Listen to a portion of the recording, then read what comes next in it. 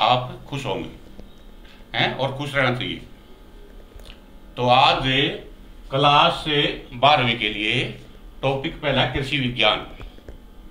जैसे तुमने पता है कृषि क्या है, तो सबसे पहले आपको कृषि की परिभाषा याद रखनी है। कृषि क्या है? विज्ञान की वह शाखा जो हमें फसल उगाने की प्रक्रिया सिखाती है, तो उसे हम क्या बोलते हैं? कृषि। फसल का मतलब क्या है? उसमें अनाज वाली फसलें, सब्जियों वाली फसलें और सभी प्रकार की फलों वाली सब्जी या फलों वाली फसलें क्या कहलाती हैं? सारी की सारी कृषि। उनके उगाने की प्रक्रिया क्या है, ये हमें कहाँ से पता चलती है? एक कृषि से। उसके बाद फिर दूसरा हमारा है प्रश्न के फसल क्या है। फसल क्या है?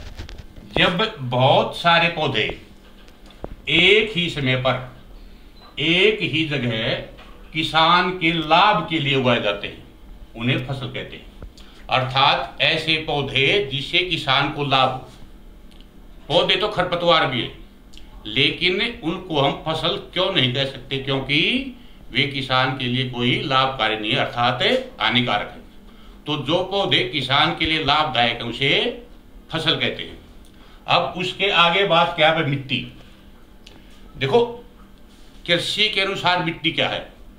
मिट्टी वह है जिसमें किसान अपनी फसल उगाता है, अर्थात भूमि की ऊपरी परत जिस पर फसल उगाई जाती है उसे मिट्टी कहते हैं। जहां पर फसल उगाई जाती है उसको एग्रीकल्चर में कृषि के और उसे ही मिट्टी कहते हैं। अब उसके बाद क्या है? हमारी फसलों का वर्गीकरण। फसलों का कई प्रकार का वर्गीकरण है, तो आज हम सबसे पहला वर्गीकरण पढ़ेंगे मौसम के आधार पर फसलों को किस प्रकार बांटा गया है। तो दो प्रकार की फसलें हैं, उसमें पहली है रबी की फसल, अर्थात जो फसलें सर्दी के आरंभ में बोई जाती हैं तथा गर्मी के आरंभ में काट ली जाती है। समझे? अर्थात नवंबर में बोई जाती है और मार्च या अप्रैल में उन्हें काट दिया जाता है। जैसे गेहूं, चना, सरसों, मूली, गाजर इत्यादि, अर्थात जो अब काटी जा रही है। नंबर 2 खरीफ की फसलें, अर्थात जो फसलें गर्मी के आरंभ में बोई जाती हैं तथा सर्दी के आरंभ में काटी जाती हैं।